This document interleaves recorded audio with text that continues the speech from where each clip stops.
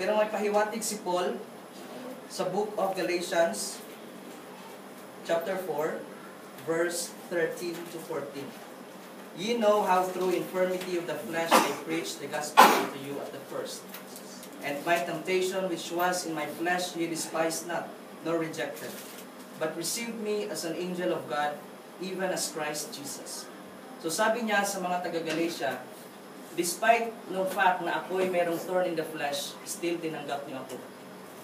So, tinanggap niyo ako kahit ako'y may dinadamdam. You received me as an angel of God, even as Christ Jesus. Hindi lang bilang isang anghel ng Panginoon, kundi bilang parang si Jesucristo na. Ganun ang pagtanggap sa kanya ng mga taga-Galatia.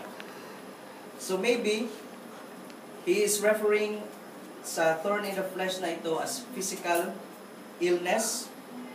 Siguro, marami siyang pinagdaanan, may sakit siya, pero hindi tinukoy sa Bible.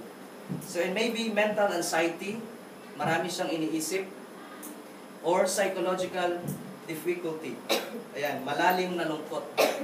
Considering Paul as a leader, napakarami niyang iniisip, napakarami niyang concerns.